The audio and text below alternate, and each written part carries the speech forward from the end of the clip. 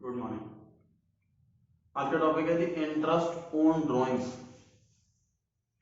LKG class 2 में हमने सीखा था sir interest on drawings charge नहीं किया जाएगा, लॉ में ये लिखा हुआ। फिर ये टॉपिक क्यों पढ़ाया जा रहा? लॉ में ये लिखा हुआ है कि अगर डीड में नहीं लिखा तो there will be no interest charge. Deed में नहीं लिखा तो ही एक्ट ने हमेशा डीड को ही प्रेफरेंस दी है। जो डीड में लिखा है, जो एग्रीमेंट में लिखा है वही फॉलो होगा। अगर डीड में नहीं लिखा, एग्रीमेंट में नहीं लिखा तो ही एक्ट फॉलो होगा। सपोज मतलब हम अगर ये टॉपिक पढ़ रहे हैं तो ये प्रिज्यूम करके चल रहे हैं कि सर पार्टनरशिप डीड है, पार्टनर्स के बीच में एग्रीमेंट है कि इंटरेस्ट ऑन ड्राइंग्स पे चार्ज किया जाएगा। फॉर एग्जांपल कोई भी 10% या 5% के रेट से, तो इंटरेस्ट कैसे कैलकुलेट किया जाएगा ये सीख रहे हैं हम। डीड में लिखा हुआ है, रेट क्या है और तब कैलकुलेशन कैसे की जाए वो सीख रहे हैं। इस टॉपिक के अंदर कोई जर्नल एंट्री नहीं है, कोई लेजर नहीं है, सिर्फ और सिर्फ छोटी सी मैथमेटिक्स है, calculation.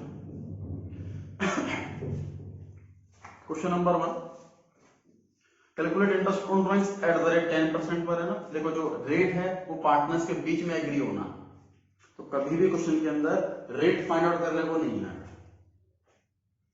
For the year ending 31 March 2014 using simple method. But ये मेथड क्या होती है ये सीखेंगे। देखो 4 बार ड्राइंग करी किसी पार्टनर ने। फर्स्ट मई को 6,000 रुपए निकाले, 31 जुलाई को 5,000 रुपए निकाले और 1 मार्च को 8,000 रुपए। 3 बार ड्राइंग करी। इंटरेस्ट ऑन ड्राइंग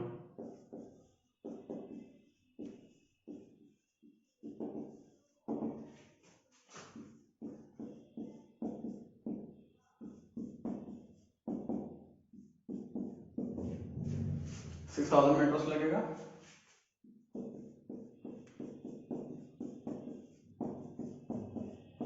$5,000 में इंटरेस्ट लगेगा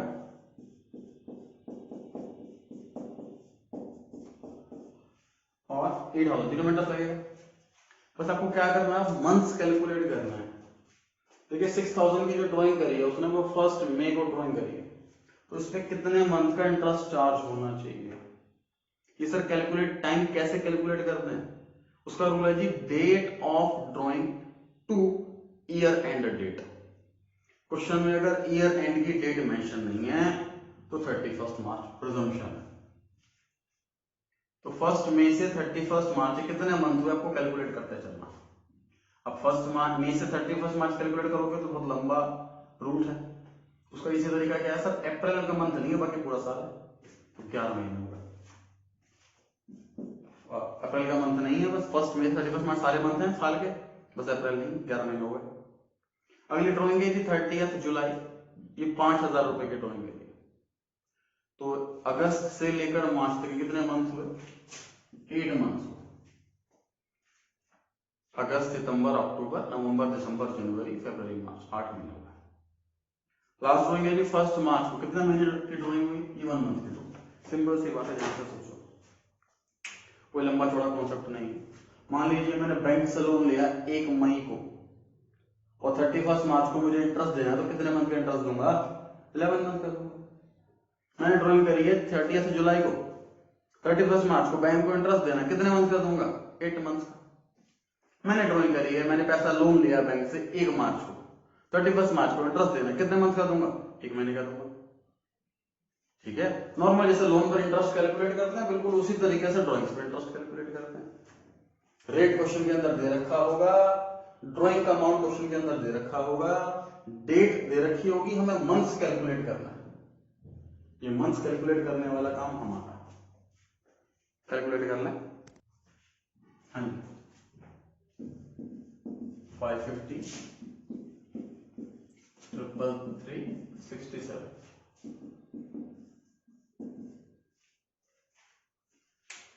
क्वेश्चन कंप्लीट हो गया जी, सोल्व हो गया।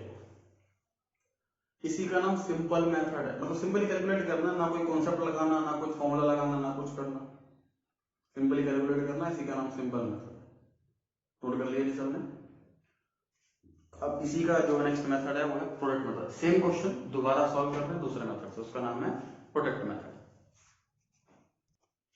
ये same question number 1 product method से छोटी सी स्टेटमेंट बनाएंगे जिसमें 4 कॉलम होंगे, date, particulars, sorry date, amount, number of months और प्रोडक्ट। पर्टिकुलर्स गलत बोल रहा हूं, 4 कॉलम बनेंगे, date, amount, number of months और प्रोडक्ट। इसे टेबल क्यों बना रहे हैं, क्या लॉजिक है? जब पहले मैं कैलकुलेशन, देखो अभी मैं वर्क कर रहा हूँ कैलकुलेशन पे कि यहाँ पर कैसे स्टेप आएगा, कैसे कैलकुलेट करना, उसके बाद लॉजिक पर आएंगे सर इस मेथड को क्यों बनाया गया, इससे क्या फायदा हुआ, क्या नया सीखा इससे। डेट कौन से आने सर? जब डेट जो क्वेश्चन के अंदर दे रखी है वही डेट आनी, 1 मई, 30 जुलाई और 1 मार्च, 6000, 5000, 8000। नंबर ऑफ मंथ, 1 मई से 31 मार्च कितने मंथ हुए? 30 जुलाई से 31 मार्च कितने मंथ्स हुए? 1 मार्च से 31 मार्च कितने मंथ्स हुए? ये मंथ्स। अब उनका प्रोडक्ट, दिस इनटू दिस,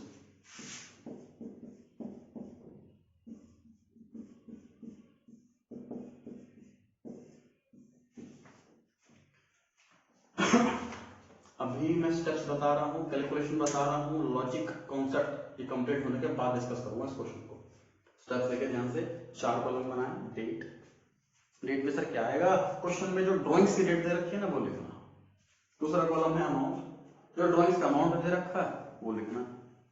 उसके बाद number of months, date of drawing से 31 मार्च तक कितने मंथ्स हुए वो कैलकुलेट करना है। जैसे 1 मई से 31 मार्च 11 मंथ्स, 30 जुलाई से 31 मार्च 8 मंथ्स हुए, 1 मार्च से 31 मार्च 1 महीना हुआ, ये कैलकुलेट करना है। Last column product, this into this, 6000 into 11, 66,000, 5,000 into 8, 40,000, 8,000 into 1, 8,000। ये प्रोडक्ट वाला कॉलम टोटल कर देना है इसका।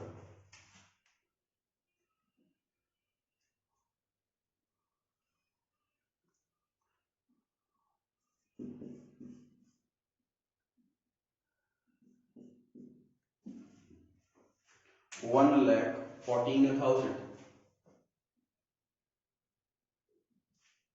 1,14,000 ये टोटल है इसका, 14।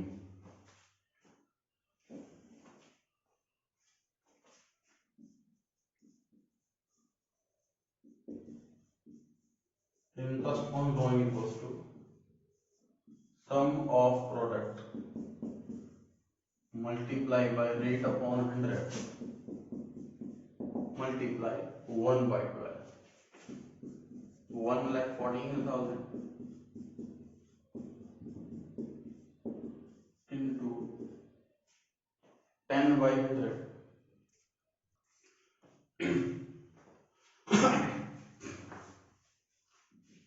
आंसर सेम आएगा, चाहे सिंपल मेथड से करें चाहे प्रोडक्ट मेथड से करें, आंसर सेम आना है। जो सिंपल मेथड से आया था वही आंसर इसमें भी आ रहा है, 950 रुपीज। कौन सा ज्यादा इजी लगा? इजी सर पहले वाला लगा, क्योंकि उसमें कोई टेबल नहीं बनानी, कुछ नहीं करना।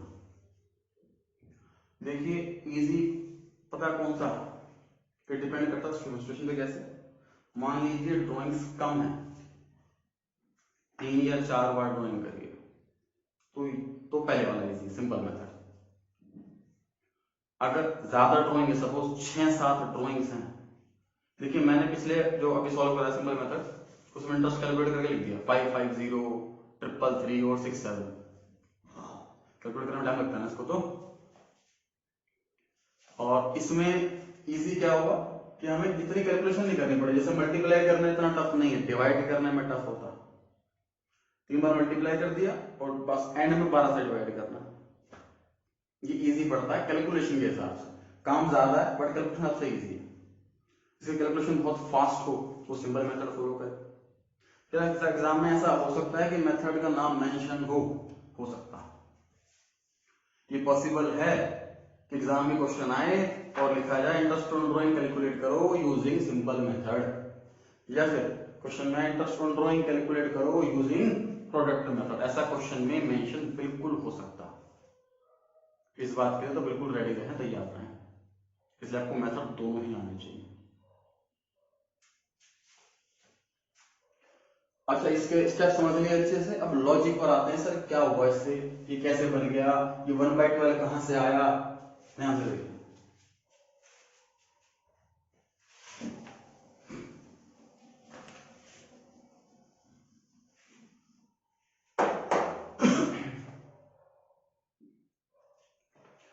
तो इसका अमाउंट है 6।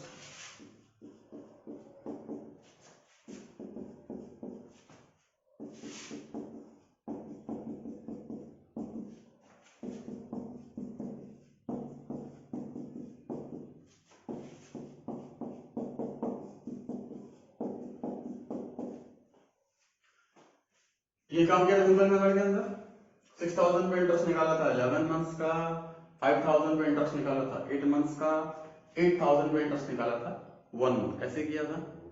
अब ध्यान से देखिए इसमें क्या क्या कॉमन आ सकता है, बताइए क्या कॉमन आ सकता है। इसमें सिर्फ दो चीजें कॉमन आ सकती है, एक तो 10/100 तीनों में सेम है, 10/100 तीनों में सेम है, वो कॉमन आ सकता है। और क्या कॉमन आ सकता है, 1/12,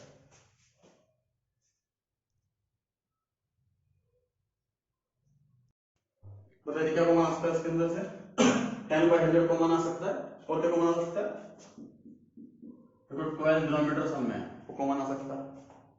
ड्रॉइंग्स कॉमन क्यों नहीं आ सकते सर, क्योंकि सबका अमाउंट अलग है, कोई 6000 है, कोई 8000 है, कोई 5000। मंथ्स कॉमन क्यों नहीं आ सकता, क्योंकि किसी में 11 है, किसी में 8 है, किसी में 1 है। लेकिन डिनोमिनेटर में 12 सभी के है, 10/100 सभी में, वो मैंने कॉमन ले लिया, बचा क्या हमने 6000 बचा, ये तो कॉमन आ गया, 12 बाहर आ गया, 11 बचा, समझ पा रहे हैं। 5000 बच गया इसके अंदर, 10/100 बाहर कॉमन आ गया, इसका डिनोमिनेटर वाला 12 बाहर कॉमन आ गया, तो मल्टीप्लाई में 8 बच गया, 8000 बचा हुआ, 10/100 बाहर कॉमन आ गया, डिवाइड बाय 12 बाहर कॉमन आ गया, अंदर बचा सिर्फ 1। यही तो काम करते हैं प्रोडक्ट मेथड के अंदर, ड्राइंग्स का amount multiply by month, drawings का amount multiply by month, drawings का अमाउंट मल्टीप्लाई बाय मंथ, फिर उसको सम कर देते हैं, ऐड करते हैं, सम ऑफ प्रोडक्ट, प्रोडक्ट का सम कर देते हैं, मल्टीप्लाई किससे करते हैं, रेट से, रेट अपॉन 100, फिर मल्टीप्लाई किससे करते हैं 1/12, तो इसी से बना है बड़े मतलब कॉमन लेने से बना, समझ लीजिए, ठीक है। तो ये इसके पीछे लॉजिक था कि ये फॉर्मूला कहां से बना है, कैसे आया, नोट कर लिया होगा सबने। क्वेश्चन नंबर 2 पर आ रहे हैं, ध्यान से देखें। Edu and Kate, two partners, drew for their personal use 1 lakh and 2 lakh. Interest is chargeable at the rate 6% on the drawings. What is the amount of interest chargeable from each partner? इस question में separate amount तो नहीं दे रखे, जैसे first में को 5000 या जुलाई में इतना या मार्च में इतना, कंबाइंड टोटल अमाउंट दे रखा 1 लाख एडयू का, एडयू ये अलग पार्टनर है, गेट अलग पार्टनर है, 2 लाख दूसरे पार्टनर, ये ड्रॉइंग्स अमाउंट दे रखा।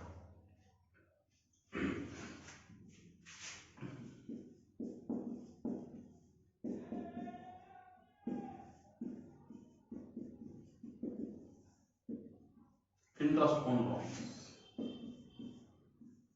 एडयू और गेट 1 लाख 2 लाख,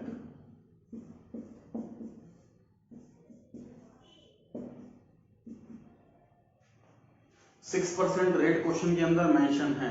क्या सर ऐसा पॉसिबल है कि रेट ना दे रखा हो तो 6% ले लो? बिल्कुल नहीं। जो 6% का रेट है, देखो बहुत ध्यान रखना, बहुत मिस्टेक होती है।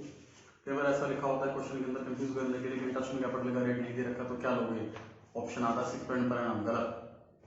6% पर एनम इंटरेस्ट जो है वो सिर्फ और सिर्फ लोन के लिए ही है और किसी के लिए नहीं, ठीक है। कैपिटल के लिए नहीं है, ड्रॉइंग्स के लिए नहीं है। तो किसी चीज का इंटरेस्ट रेट नहीं दे रखा तो ऐसा कभी होगा नहीं, इंटरेस्ट रेट नहीं दे रखा, हमेशा इंटरेस्ट रेट दे रखा। 1 लाख और 2 लाख ये ड्रॉइंग्स का अमाउंट है। और सेकंड रेट मेंशन देखिए 6% जो है उसके साथ ना पर एनम नहीं लिखा हुआ, इसकी बहुत इंपॉर्टेंस है। पर एनम का मतलब है 12 महीने का रेट, और फिर वह पोस्टेड करते हैं जितने मंथ का ड्रॉइंग करेगी। अगर पर एनम मेंशन नहीं है तो टाइम फैक्टर कंसिडर नहीं किया जाएगा। मंथ देखने ही नहीं। मान लीजिए तो क्वेश्चन में ऐसा लिखा है 1 मार्च को ड्रॉइंग करिए, ड्रॉइंग 1 लाख रुपए की, इंटरेस्ट रेट 10% और पर एनम नहीं लिखा हुआ तो भी 1 लाख इंटू 10% दैट्स इट। 1/12 ऐसा कुछ नहीं करना। पर एनम मेंशन नहीं है तो टाइम फैक्टर कंसिडर नहीं करना। देखो उसके पीछे लॉजिक क्या होता है। पार्टनर्स जनरली कुछ पार्टनरशिप में क्या होता है, भाई पार्टनर को पता कि अगर मैं मार्च और फरवरी के आसपास ड्रॉइंग करूं तो इंटरेस्ट रेट 1-2 महीने निकाल देगा। अप्रैल में या मई में करूं तो ऊपर सारा इंटरेस्ट लगेगा। तो पार्टनर जनरली क्या होता है, अकाउंटिंग में जब एंड होने वाला होता है तभी ज्यादा से ज्यादा ड्रॉइंग करनी शुरू कर देता है कि इंटरेस्ट कम से कम जाए, फर्म को ऐसा लॉस ना हो। इसलिए रूल ये बना दिया भैया फ्लैट रेट लगेगा, ये रेट फ्लैट है, ये रेट लगेगा चाहे कितने मंथ की ड्रॉइंग कर रखी हो।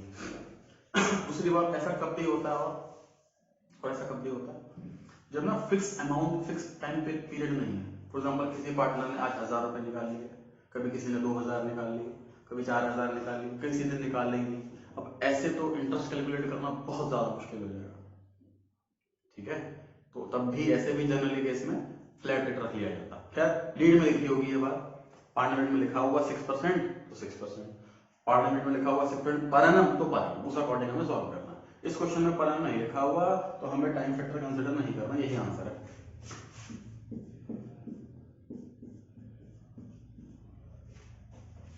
यही आंसर है। तो आंसर कंप्लीट हो गया। ना कोई जर्नल एंट्री मांगी है, ना कोई लेजर मांगा है, ना कोई अकाउंट मांगा है, सिंपल कैलकुलेशन मांगी है, इंटरेस्ट ऑन ड्रॉइंग कैलकुलेट करो। तो इंटरेस्ट ऑन ड्रॉइंग कैलकुलेट हो गई। सर मान लीजिए इस क्वेश्चन में पर एनम लिखा होता तो सपोज इसी क्वेश्चन में पर एनम लिख, इसमें सर डेट तो देंगे रखी हुई। देखो कई बच्चों के माइंड में आ रहा होगा कि सर डेट तो वैसे भी नहीं दे रखी इस क्वेश्चन के अंदर ड्राइंग में, तो पर एनम लिखा हो ना लिखा हो क्या फर्क पड़ता। ड्राइंग का अमाउंट लिखो तो 600 करो, काम खत्म। अगर इस क्वेश्चन में पर एनम लिखा होता तो पता क्या चेंज आता,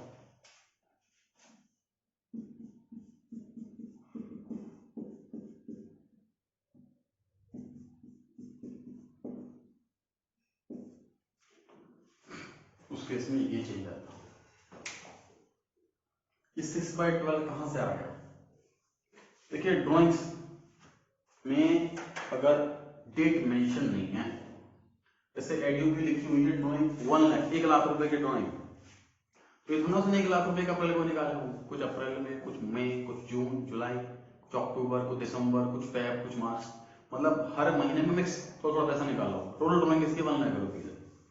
तो अगर डेट मेंशन नहीं है तो प्रिज्यूम कर लेते हैं कि मिड में, साल के मिड में इसने साइड ड्राइंग करी है ऑन एन एवरेज, और 6 मंथ का इंटरेस्ट लगाते हैं। सेम क्वेश्चन में अगर पर एनम मेंशन होता तो बिना कहे 6/12 कर देना। तो क्या रूल याद कर लिया सर हमने सर 2 रूल याद करे हैं। एक, अगर पर एनम नहीं लिखा तो टाइम फैक्टर देखना ही नहीं है, डेट दे रखी हो ना दे रखी हो फर्क ही नहीं पड़ता, फिर सॉल्व कर देना। दूसरी बात क्या याद करी कि अगर सर पर एनम लिखा हुआ और डेट मेंशन नहीं है ड्राइंग्स की, तो इसको मान लेना है कि साल के मिड में ड्राइंग हुई है और इंटरेस्ट 6 महीने का लगाना। ध्यान रहेगा।